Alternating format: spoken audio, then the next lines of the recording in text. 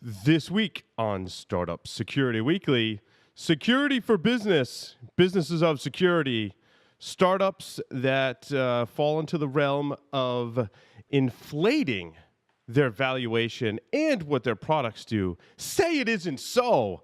All that and more. So stay tuned.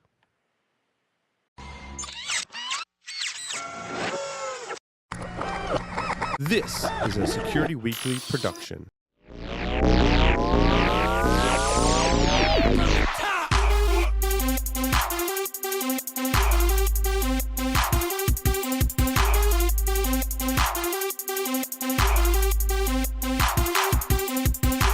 Welcome to Startup Security Weekly, episode 4. I'm your host, Paul Astorian, broadcasting live from G-Unit Studios in Rhode Island, on lines via Skype. Michael Santarcangelo, how the heck are you?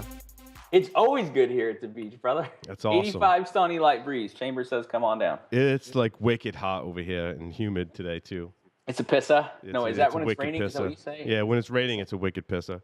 So we're going to talk about focusing on the business of security and the security of business. Do you want to talk about something first? You want to jump right into the stories, and then what do you want to do, Michael? I think we can jump into it. I mean, you know, as we're getting our feet underneath us here, we're starting to figure it out. And of course, we love feedback and to look at those types of questions that people have. But I know we haven't gotten any feedback. Oh, we haven't released the episodes yet. Yeah, it's funny how that works, right? But, you know, I look at it, and what I've kind of realized is that when you get that chance to focus on startups, and we're looking at it with a security mindset, that's looking then at the business of security, which is necessary. We're at a really exciting / pivotal time, but then that also means we're looking at the security of business, and it's a fun intersection when we take a look at it. So, yeah, I think with that said, I think we can just kind of jump into it. But that's where my excitement lies. I mean, we're both in a startup mode doing security stuff to try to change the world. So it was really cool. Last night's interview on Security Weekly was Bob Stratton of Mach 37. We're going to have him as a guest here on this show because he is so awesome. I dubbed him as one of the grand masters of the security community. I came away really impressed. I was excited. So I think it's going to be fun when we get a chance to talk to him. Just to tease a little bit, Bob works for Mach 37. Who's helped launch over 35 security startups. How awesome is that for the show? Yeah. Well, and it's good insight. I mean, this is what I liked about talking to Bob yesterday was there wasn't a lot of hype. It was a lot of good conversation about the way things are and the way things are working. And he has that broader mindset that says, yeah, look, if security keeps operating in a bubble, we're not going to get out of it. And yep. You know, I took from our conversation with Bob the same things that you and I have, which is there's an opportunity. I'll tell you what, as we lead into the stories, one of the stories that I put up, so we're going to put the one I put up last. We're going to talk about it first. Did you see this? So Nest has a new security camera. I did see that. So Nest now owned by Google. Everyone with a hot new technology has to use the term artificial intelligence. Right, and this is kind of why I flagged it, because what I thought was interesting about it was, right, and it pops up on Fast Company, which I think they're great for these insights. So Nest now says, Nest at some point bought Dropcam, right, and then they've tweaked it a little bit, and so now they're part of the Google, and they've said, oh, you know what, I got an idea. We're going to create a security camera you can put outside, and we're going to use artificial intelligence, but they didn't say big data. They said we're going to use AI. And we're going to analyze the threats. So the idea is a cat walks across it. It's not going to trigger you. It's not going to tell you. Butterfly flies in front of it. It's not going to tell you. But it's going to start looking at things, and it's going to know better when to report on it. So what's interesting is I put this up. I shared it yesterday, actually. I put it on LinkedIn. And I said to people, what do you think of this? And it's kind of fascinating because when you look at it from the context of a startup, now I would say Nest is probably... they're not really a startup anymore. Not anymore. And apparently it was a very turmoil ensued the 2 years after, for a 2-year period. Their founder and CEO left. And well, so this is the first comment that I got back after sharing this, is one of the guys writes back, with all the turmoil they've had, no, I'm not going to spend money on this. And then he said, you know, I'm just going to go roll my own. And I said, cool, what do you mean? He's like, I'm going to go figure out which cameras I like. I'm going to install them. I'm going to figure out with anything open source what I can do to kind of fix that better. That taught me two things really fast. The way that your company is perceived as a Hmm. startup is essential. I've talked to a lot of investors that won't invest in a single person startup. They want to know that there's a team there, and they want to know how that team works together. So looking at that turmoil that has since subsided, yeah, no, people are still paying attention, and that's factoring into some of the decisions, at least for people that are more discerning, your leading edge folks. But the You other know, part, it was just interesting, Michael, that there is so much embedded technology available today that a lot of people are saying, "Hey, I'm just going to go roll my own." And what's available on the market today, in my opinion anyway, and experience, is pretty crappy when it comes to any kind of security camera, whether it's the ones that go to a DVR or whether it's the god awful stuff that D-Link is producing or Linksys has produced in the past. It's all complete garbage. well, they're building on those faulty chipsets that you and I have been talking about for the last couple of years, right? Yeah, and they I all mean, have it's like heinous they security made it 20 years vulnerabilities. ago. Yeah. It worked. They mass produced billions of them, and they're going to keep using So them. now I'm thinking, with the knowledge I have of Linux embedded devices, I can just, like that guy said, build my own. I like his idea a lot. And who's to say that maybe we don't create our own camera and sell it? Well, And and that's the so danger when the perception. If I can go to Nest, I can get something that works and is pretty reasonably priced. I'm going to do that. If that company has a bad perception, like you're saying, I'm going to go off and do something else. well, haven't we done this? I mean, look, we've already talked about it, but I think it fits here too. And I think there's a couple more trends here that I think are interesting for startups and for security startups.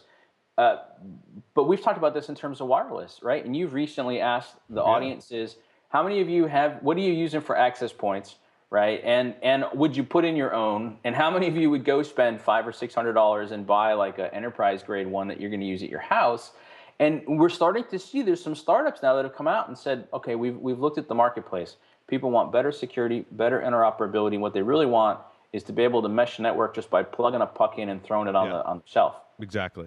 All right. By the way, they're charging a premium for it. We'll see how that works out. Right. But I think what this got started is when people now say, I mean, think about this from a security perspective. We're now at a place where you can have a camera, you can plug it in. I didn't look at this one. I don't know if it's powered over Ethernet or not, but you can take a camera, plug it in. It's wireless at some level. It's connected to the internet. It does all sorts of stuff. I'm just old enough that I can remember when physical security was physical security. They had a camera. They had Right. their own coax cable. It didn't touch our cables. We didn't share anything. And now we can build these things and put them out at our houses. But if we're concerned about how the company works, if we're concerned about the price points. Now, I also put this up on LinkedIn, and on LinkedIn, it was a pretty good discussion. And it was a good international discussion about where's the data going? Yeah. Who's doing the processing? How are they protecting it? Now, our audience is going to be a more security savvy audience asking those types of questions. But it's the thing we keep saying. If you're a startup today and you're looking at that going, oh, we could do a better camera. Oh, we got a better chip.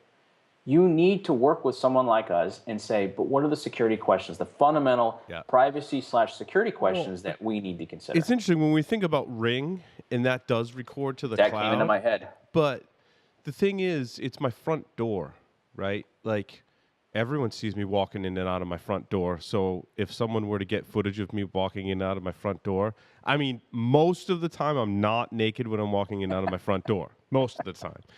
But if that It'd be good to camera's have a warning for the days you're not, I guess. That's it. So, but if that camera now is a security camera and it's in my backyard or in my home, the chances of me being naked are a lot higher, is what I'm saying. Well, and we looked at this in the security industry when we first started putting cameras, right? And they were IP cameras. That was the big deal. It was an IP-based camera. And if you didn't protect it or you didn't know to, an attacker could actually now have eyes on your entire enterprise. Right. We talk now a lot about social media and being careful to give away too many details lest somebody know you're out of the house or you're out of the house for a while. So when you look No, at you're cases right. like Yeah, this, there's a huge security concern with Ring. If you want to break into my house, and you can tell when I'm coming and going. yeah, if you know my patterns and you look at my patterns and stuff, and so I think that there's just interesting to it, and I thought that this story itself was a pretty good microcosm.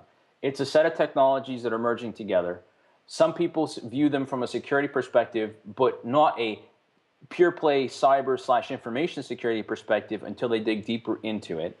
It's a fairly big company moving into it that its transition from startup to subsidiary of a huge company was marked with some turmoil, and for some folks that has some backlash. So I thought there were a lot of lessons there. That said, personally, I'm kind of interested. I don't have a Nest. The air conditioning system in our house it wouldn't work properly, and so this might be like my first Nest product. I might try it, unless you build one, Paul, and then I'll go.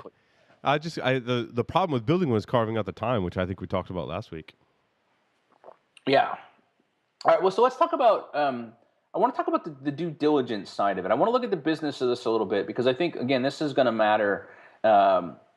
So there's this. I'm going to just read the beginning of it because I think a lot of people have seen this, and this is a really good business article. So the headline is "The Truth About Due Diligence." This is on TechCrunch. And it opens up. There's an expression of venture capital. It's called the "Oh shit" board meeting. That's when you learn all sorts of things that you wish you'd known after writing the company that first check. Right. Then it goes on and it basically talks about how you've got to be upfront with people and you've got to give them the facts. But my favorite subheading in this is there's three sides to every story. It's like it's he said, she said, and what actually happened. The point to it is. There's a lot of spin in the industry, and there's another one that we have that we can tie into this that talks about the culture of spin. And what I think is interesting to it, in fact, one of the conversation points we had with Bob last night is, how do you get that traction? You're a startup. How do you penetrate? How do you get that traction? And sometimes we see people have a tendency to overrepresent what they do. And the downside to that has been, right, how many times have you uttered the phrase vaporware before? And so we see people promise, we can do all these things. It sounds good, it looks good. And then all of a sudden, oh, okay. So none of these things are proven. These are all assumptions. You're really hoping this will work. And you don't have any clients yet. I like the quote, being honest in Silicon Valley is like being the one member of an Olympic team that isn't on steroids. I thought that was a pretty accurate description of it. I mean, that's really what it is. Now, the level of exaggeration certainly matters, and your own capabilities. Yeah, you might be exaggerating a little bit, but guess what? I have a team that can deliver on some of those even exaggerated claims. So I think there's always going to be a little bit going on, but where I think I have a moral and ethical dilemma is when you greatly exaggerate, or if you just have a good idea, you build a company around it, and your sole goal is just to get bought and never build a product. I don't know. I don't have so much a moral ethical dilemma with that, as long as you're upfront that that's what you're doing. Don't deceive your customers and making them buy things that don't work or don't really exist. Yeah. So the second article to this and I coupled these together. It's Inside Silicon Valley's Culture of Spin, and it basically said that founders have learned the only way you get funded is if you embellish, and you have to indulge in a little bit of hyperbole and a little bit of spin. Otherwise, no one's even going to pay attention to you. And so I think if you take the two together, it's one of these things that we've said. I've learned something going through my own launch and my own stuff around Straight Talk, is that there are formulas on the internet for how to market something. And you see some people use them and you think, oh, that's really slimy and it's fake and I just can't stand it. And then you see somebody else do it and you go, totally makes sense. All right, I get it. And what you start to realize is there's some parameters in how you do it is what makes sense. And I think that's kind of what I'm taking from this, is that, do people have this tendency to misrepresent stuff? Yes. Is it always deceptive? No. Sometimes it's just because they're so excited about where it happens. But what these two articles together suggest is, if you're blatantly honest to a point of being defeatist, I don't have that yet. We didn't prove that it works. I don't have this. I don't have this. I don't have this. But hey, you should give us some money. We'll make it work. Of course, you're not going to get funded. If you go too far, though, you might get funded, but then you're going to get burned. And I think the right answer, which side of the table you're on, is to get a better set of questions and to be able to tell a better story. So as you pointed out, maybe I haven't done this yet, but let me show you about my team. One of the things we talked about yesterday was, do you have real world experience? Have you partnered with somebody who might be interested, but they've got some lab space?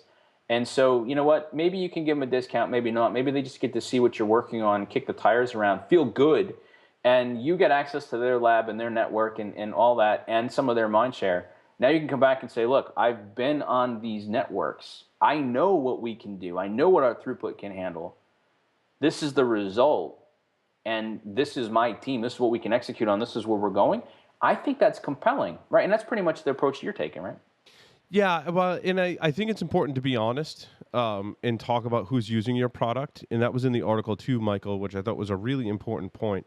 Look, if you want to list a company that's using your product, you need to qualify exactly what that means. So there's a big difference between saying, one of the largest healthcare providers is using our technology and bought our product, when in reality, your father-in-law, who happens to be a doctor at said healthcare facility, is playing around with your software. That is different from $100,000-$200,000 sale and using in production, and then there's everything else in between. So in my case, Michael, for our startup, we're very clear how to, with our we're not really taking investors on right now, right? But we meet with people like Bob and other people like that, and just give them a status and where we're going. But we're very clear, this place used our stuff, and here's how they used it, and here's the trial program that they were in, here's the information that we got, and here's how if we changed our product based on their feedback or not. And for us, I mean, some of the details, right? I think that's a really good framework, Paul. Largely, we improve performance, right? It's how we answer how does your product scale? It's like, well, we have tried it out on big places that have 60,000 nodes, and we made adjustments to our code to accommodate those. So we are doing that kind of performance testing and scalability testing, which is really important for both investors and customers. It's one of the questions that every time we meet with someone gets asked. Yeah, and so here's what I've learned from this then too, is that, if you're doing the due diligence, there's the one side that says, if you're the one that the diligence is being performed on, you need to be direct with people. You need to be candid. And I think the thing is, in the areas where you know where you're going, you need to provide proof, and you need to give somebody a compelling story about what's coming. And you need to demonstrate that you can deliver on that. And I think that we've seen some pretty spectacular failures in the last year or so, like Theranos and others, that are going to really flavor how that works. Yeah. So here's what I'm going to add to it then, and this is going to be more of the security of business. I think we're going to get to the point very quickly where, as part of that due diligence, we're going to start to ask about security. Those same questions we were just talking about with Nest.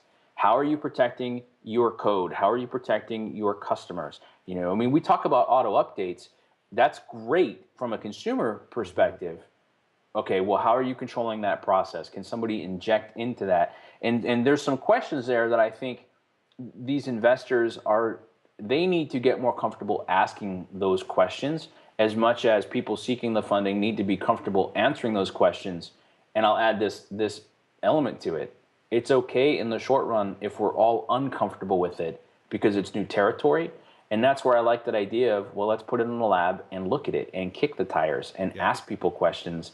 We'll figure it out. Well, I think as you mature as a startup, the goal, at least for me, and I think this is a pretty good goal, actually, Shark Tank does a really good job of highlighting this in very small doses in applying it to different products.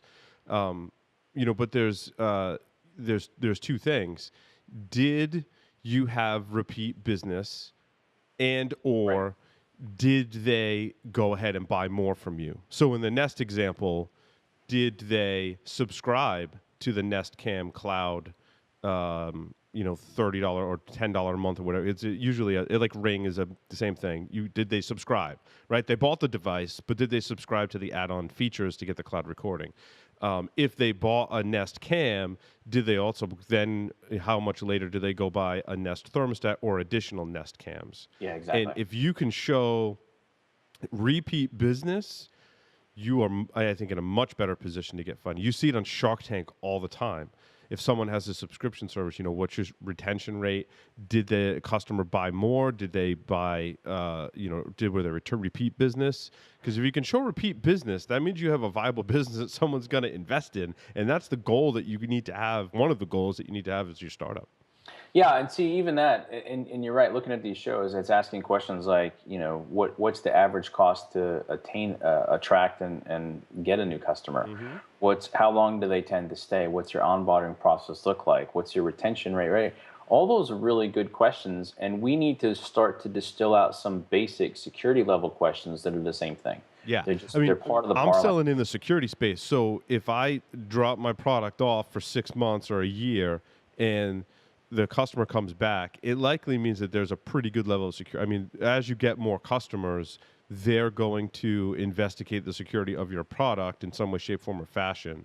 And I think that's an important point for investors in security, is that it will go through some testing. And if you don't have repeat business in security, it could be because, they tested with this newfangled thing and they're like, oh, there's like cross-site scripting in the login page, or just the way you set up the product. If they're like, oh, there's an invalid certificate, those are going to be red flags, and it's going to hurt your repeat business. It's going to make them not want to subscribe to the service because they're seeing those things.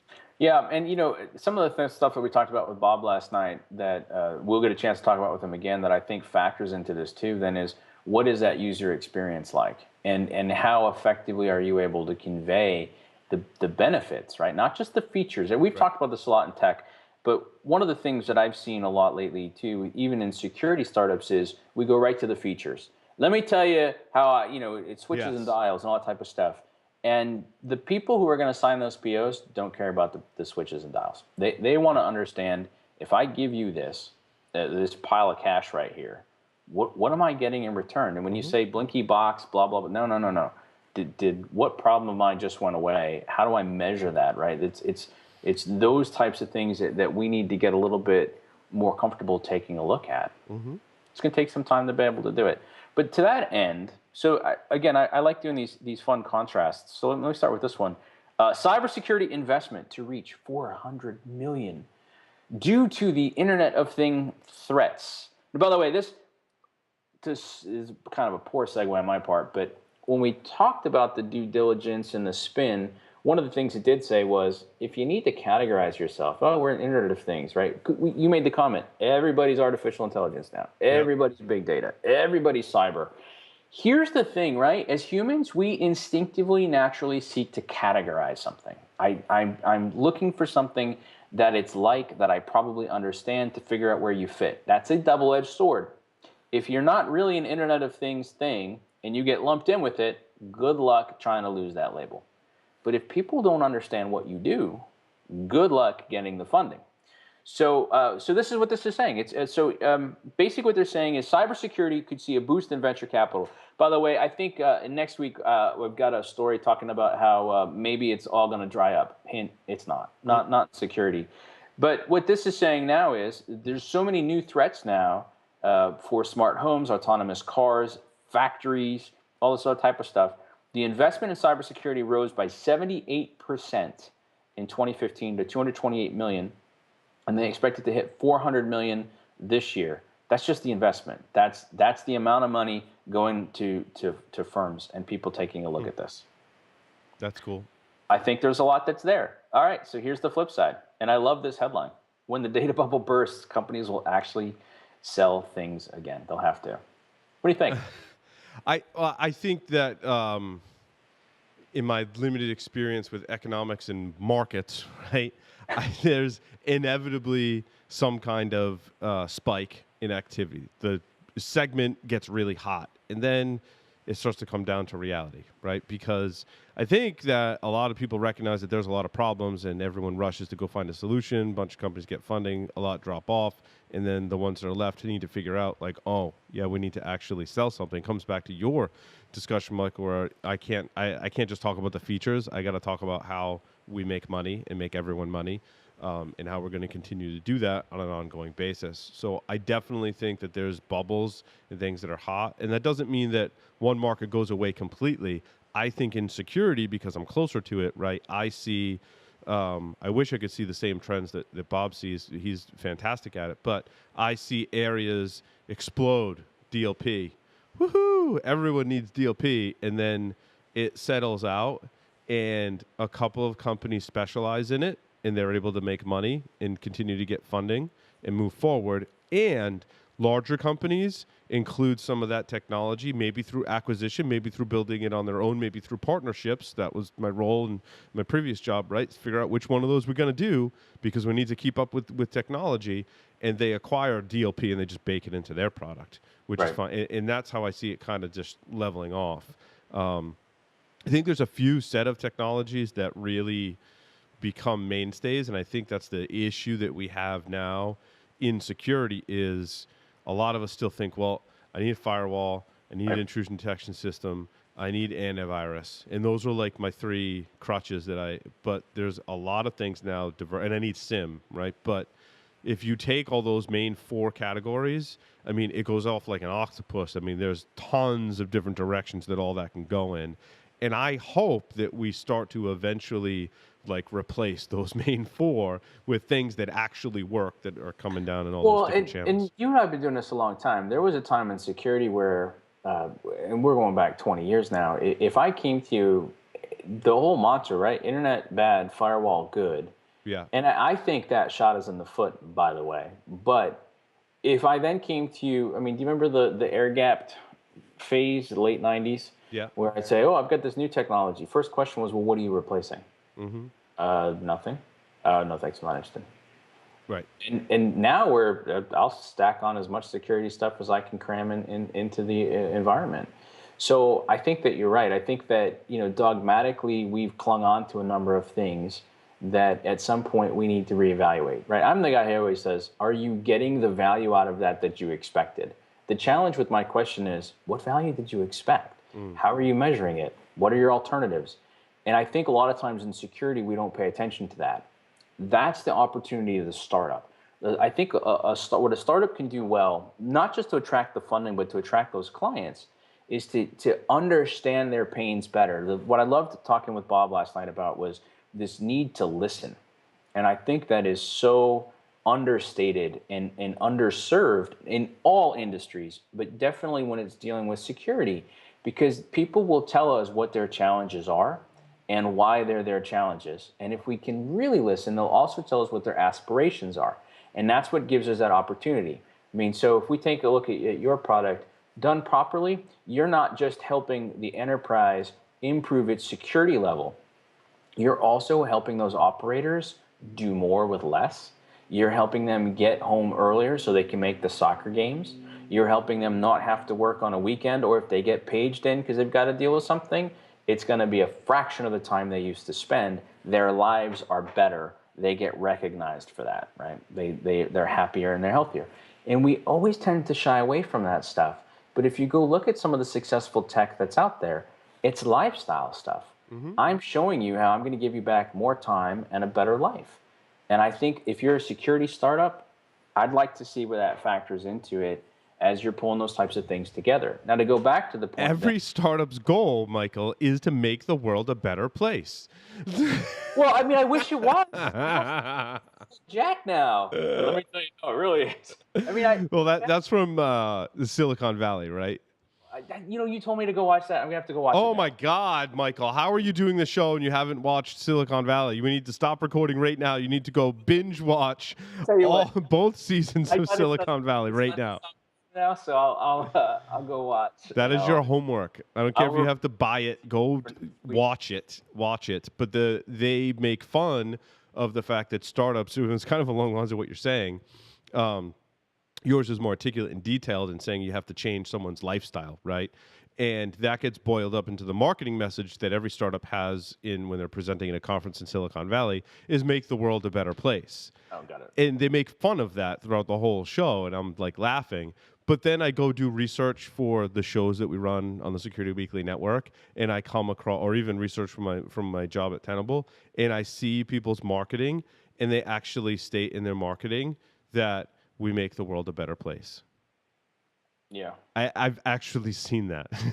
And I'm like, no, I thought that was just a joke on Silicon See, but Valley. sometimes when I see that, then I have to wonder: was there somebody who watched the show who said, "Watch this, Yeah, guys. yeah, I'm yeah. Because this gonna will get stick this to attention. the But the market." thing is, I Yeah, don't remember which vendor it was, so obviously it wasn't a very powerful message. it didn't really work. It did. To But go you're right. back, Changing the lifestyle, to get back to that, I think is really important when we look at the refrigerators, washers, dryers, thermostats.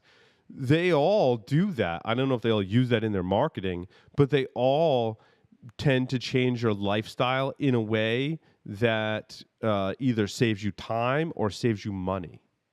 yeah, I mean, I think the thing that most of us realize is there's only 24 hours in a day, and Hmm. we end up sometimes getting to the end of the night, and we go, what the hell happened today? Where'd the day go?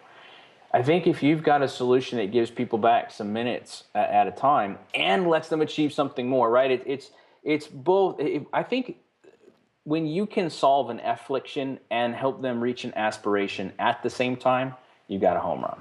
As Oh, long that's as you can convey that. Blue Apron in all those startups. That you familiar with those?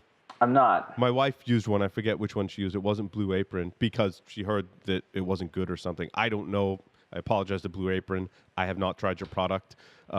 We decided to try some other product. I'm sure I do know people who use Blue Apron and really like it too. But they're essentially all of these companies that will just send you all the ingredients to make a meal.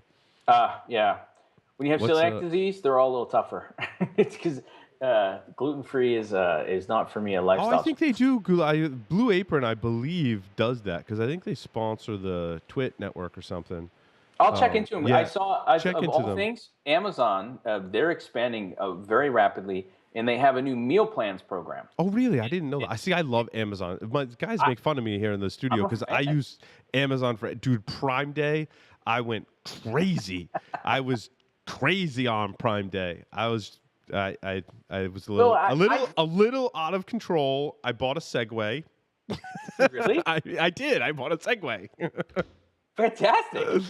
But here's the thing, and this is relevant to our conversation. It was 50% off on Prime Day. Wow. And now the Segway Mini Pro is what I bought, Okay. and apparently it's their new model. They had some exploding things happen, and their original ones were just way too expensive. But now it's originally $1,200. It was on sale 50% off. I bought a Segway for $600. There you go. My wife does not want to let me ride it to work because it's only a 10-minute drive to my house to work. I really want to commute to work with it because I think that would be awesome. You're gonna be the mall cop now, huh? Okay. I'm going to be pulled over by the police now. Well, yes. Excuse me, sir. You went through that stop sign back there? At a whole 3 miles an hour. Yeah. Crazy, man. No, it goes something like 14 miles an hour or something like it that. really? Yeah, I think it's 14 miles an hour. Well, so here's to kind of circle back to it. The reason I put this article up, I mean, I'm happy to show you an article that says security funding is going to stay on the rise. You and I are tracking some companies, and at some point maybe we'll talk about some of the performers. And it's interesting. You introduced me to Owler, which is a fantastic service to give you these. Don't give our secret. It's a secret. I can't give my secrets away. I think it's powerful, and I'd like to know how other people are using it, and stuff that you want us to talk about. But so one of the ways I prepare for this show and Enterprise Security Weekly, now that Michael let the cat out of the bag, no, we should share tips. You got to make everybody better. Owler is awesome. You can track companies and add them to your favorites, and then read the news about all of the companies. So I've managed to configure mine to follow all of the companies in security. And one of the ways I did that is when you're looking at a company, Michael, it'll tell you who its competitors are. Yeah, and then you can just go follow all of the competitors. Now, it's not, I've found, knowing the industry pretty well, that it's not always 100% accurate, where I'm like, those, they don't really compete with each other. But anyway. What I like about them, though, too, is when they say, is this accurate? Yes. Or did we it's like a crowdsourced. It's very much a crowdsourced thing. So we should encourage people to use it because it is, it does. You can vote on the founders and CEOs, whether you like them or not, which is completely arbitrary. I don't really pay attention to that. Yeah, it's completely. But some of that matters from a sentiment perspective, right? If I'm an investor and I'm looking at that, and it's a really low number, I'm going to at least ask some questions. If it's a really high number, I might have a little bit more confidence with it. In Right. fact, I'd be curious if how that actually plays out for people. But I'll Now, go and they back to do, it. but they do project the revenue of the startups, Yeah, and I and then don't they know where they constantly get that projection from. I don't know either, but I've noticed that they constantly ask, what do you think the revenue is? Do you agree? Does Yeah, this seem right? So yeah, yeah. they're trying to figure it out, and it's kind of going back to it that earlier comment I made, like when the bubble bursts, when the data bubble bursts, you're gonna have to sell stuff again, and Hmm. we've seen and we've talked a lot about all of these things where the consumer is the product, and our habits, our uses, our insights, and information is what's being sold, We're just gonna and at sell ad. some I mean, point just gonna sell that's gonna ads. it's going to fly out, and that's not going to work, and we're going to have to figure that out. So I Is just that you had an article that just said basically you sell ads? That some people are just gonna have to sell ads. well, I mean, if you think about it, there was a time where if you wanted to subscribe to a paper, you subscribed to a paper, Hmm. and they also still sold ads to make the paper work, but that's how you help support it all. And if you wanted it online, you had to do it. And then we saw they were all free; it was all ads. And what are we going back to now? Paywalls, and Hmm. we're going back to. The industry is going to start figuring these types of things out. I think the point is, if you're a security startup, how are you going to make money? What are you producing that people like? And if you're one of these security startups saying, well, we're going to aggregate all this data, okay, cool. Yes, good. And what are you selling that people will pay for because of the problem that you're solving? Because you've made the world a better place. I mean, you will get. I've seen Mark Cuban invest in companies, and and it was very relevant to our own situation here, right? Because every podcaster goes through am I going to sell ads? Am I going to charge for episodes? Am I going to Right. accept donations, right? And Mark invested in a company, and it was based largely on the ability to sell ads. So the low price of the app, and also being able to sell ads. Mark bought the company and was like, "I'm going to promote my other companies on your ad network," and that was one of the reasons he bought the company. Yeah, I So mean, it's perfectly okay to do an ad. Now, how you implement it is very tricky, right? And I think we're seeing the Forbes and the Wired of the world start to struggle with that a little bit and cause some yeah. inconvenience for users. It is tricky. You get the magic formula though, and it's okay. You're a startup well on your way. I read something. This is slightly related to that. Have you read this concept of gate, like locked content, gated content, content upgrades? Are you familiar with Yeah, that? I've So, studied that. okay, so This is my so 11th year as a content creator, Michael. Yeah, I definitely well, have. so I've it, gone through. I've seen the evolution at least 3 or 4 times of how you gate content, I charge for saw something the content. other Yeah. day that I thought was pretty interesting for the more pedestrian blogger among us, which was if you make a promise that I'm going to give you something and then I block it or lock it, Mm-hmm. you missed, and you're going to Yes. walk away. No. Once you've released content, you're done. You're done. You But can sell an so ad on it. That's it. You're done. and so here's the idea of the content upgrade, and I'm going to be curious to see at which point people successfully monetize this. I'll give you the content for free, and then at the bottom I go, oh, by the way, if you want the PDF download of this, if you want the worksheets for this, click here. And right now it's simple, right? Like tweet this out to your friends, and I'll give you the PDF. Mm-hmm. At what point does somebody say 99 cents? Here's your PDF, right? Micro sales and stuff like that. Yeah, that So can I work. think, but here's the part that I thought was interesting. If I've made you a promise in the headline or in the lead into it that I'm going to give you the 5 things, and you give me 3, and then you're going to lock up the other 2. I hate that. Yeah, everybody does, and that's doing it wrong. That's going to piss everybody off. And the ads So on a lot of those are really annoying, especially in social media, Facebook, Twitter, LinkedIn, all to a certain extent. Facebook is perhaps the worst one on the mobile experience because you can't open it in another browser, right, and there's no way to install an ad blocker in the Facebook app. Now, obviously, they're doing that on purpose. they know that. Yeah, it's funny. Yeah, which is They know why that. if you listen to Security Weekly, we show how to block ads in your DNS server. We've got a multi-part technical segment on how to do that. But the ad, it would be fine if it were just like ads, right? But some people want to display content, and they're like, here, read step 1, and then there's all ads on the top and the bottom, and then an ad pops up over it on your phone, and you're trying to like swipe away in your phone, and then you click next to the next one, and then that's an ad, so you got to skip to the next one, and then there's more ads pop. It's like your content is so buried in Yeah, advertisement. not to name names, but there's a couple sites that I see, like if somebody shares something on Facebook and it pops up, I look at who it's shared. I'm like, okay, no, looks good. I mean, good clickbait. No thanks. I'm not into it.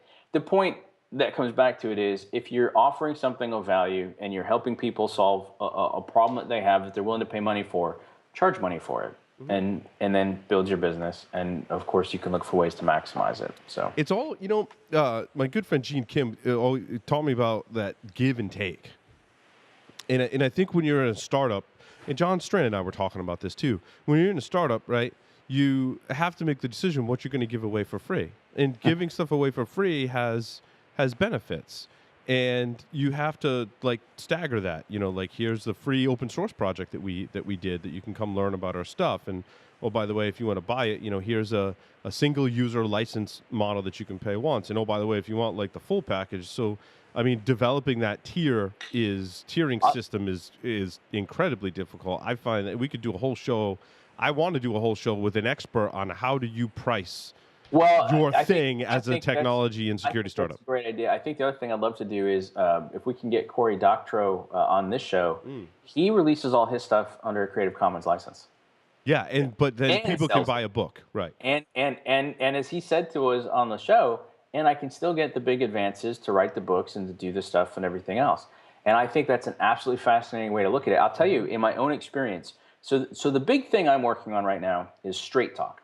And what I figured out was that it's a framework, and I'll tell you, I had an epiphany like on Tuesday of this week. I have two things. There's the Straight Talk framework, and there's a Straight Talk program for leaders. In fact, there's actually going to be one for participants. You know what I'm doing with the framework? I'm giving it away. Yeah. It's not gate locked at all. It's on SlideShare right now. It's on my website right now. You can have it, and I've started talking with people about it, and it's fascinating, the awesome conversations that I'm getting, and the questions that they have are both giving me new things to write about. It's helping me understand better ways that I can use it. And then when I say to them, by the way, I can teach people how to do these pieces, I'm going to offer that in a program that all say, oh, that's great. Wait, when are you doing that? Yeah. There you go. So there's the level that you can give stuff away. Because I'll tell you, nothing pisses me off more than when I see somebody say, oh, I've got this really cool framework, and if you just send me $500, I'll give you the framework. Yeah. No. Well, it can work in the opposite way too. I can give something away for free, and everyone just consumes it and use it and doesn't give anything back either. Yeah, and I think that's dangerous. Yeah. By the way, the attitude that I've taken on that, especially when it comes to like the Straight Talk stuff, is it's 5 questions. In fact, if you give me a second, here's what I've learned really starting to work with people on this. So the way that the Straight Talk framework works is there's 5 questions. You consider 3 perspectives, and you work through 3 rounds. And the idea behind it is you want to bring people together, and you want to show them that pathway together so you can make a better decision faster. Well, Paul, since I've been out working with people, right? So go back to all the startup stuff we've been talking about. I've gone out, I've worked with people, I've offered them different pieces of it, I've watched them struggle with it, and been risked, as Bob said yesterday, being embarrassed by the way some of it's worked, but then come back, sat down, figured it out. There's three key things I've figured out. I give you the 5 questions, and by the way, they're absolutely available on my website right now. It seems so simple till I sit down and give you a worksheet and say, cool, so let's write down the answers. But there were 2 other parts that I thought were really tough. It's the ability to perspective switch, which is so essential. And then it seems that we're so set on being divisive and telling you why that doesn't work and this works and that's wrong, but I'm right, that when you sit down with somebody and say, okay, now you've got it all up on the table, show me how this all comes together and show me what that path looks like that works for everybody. We really struggle with that. Okay, cool. So what that's taught me is I've got some areas there to go focus on. So when we talk about parsing that, I'm now going to figure out what I will give away, which pretty much is describing it emotionally and understanding it, and then what I'm going to sell eventually. We're going to do a tactical launch. In fact, by the time this airs, the tactical launch, sorry you missed it, we're going to relaunch again in the fall with a course, and we're going to start helping people solve through some of those problems. And that's the pieces of learning on this that I've been trying to figure out with it. But you're right, there's a balance point. Give some away because it's good. But here's the other part. If there's people who can go look at the framework, figure it out, never need anything from me, That's awesome. I'm okay with that. Awesome, Michael. I do want to mention startup.securityweekly.com is the website I'm going to set up for this show. There'll be a shows page. We're developing a new website, but this show will release in the next week or two. Yes. We're really just waiting on music. And it's no one's fault but my own. For just You're not going to sing for us? Are you going to sing for us? I didn't manage people's tasks appropriately. Anyway, this is episode 4. There will be lots more to come. There will be guests, and you can find it all on startup.securityweekly.com. We will be putting that together and all of the episodes. Oh, where do they give us feedback then? Where do you want feedback? Yeah, that's a good question. Questions, ideas, people they want to see as interview. Yeah, let's I'll set it up. I'll put this on the website too. Startup@securityweekly.com. Does that work? I like it. Yeah, just to separate it out from the other show. We'll do startup at securityweekly.com and startup.securityweekly.com, and just do that.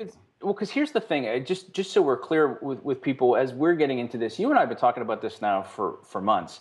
We're excited about it, but I also know that we happily engage with people on Twitter. I engage with people on Facebook. I think you do too. And if they send us emails, they almost always get responses, if not multiple responses.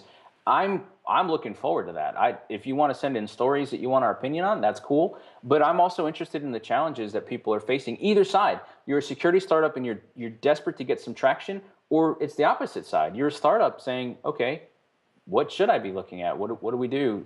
Give us the scenarios. That'll be fun. I look forward to that. Absolutely. Well, that concludes this edition of Startup Security Weekly. Thanks everyone for listening and watching. We'll see you next time.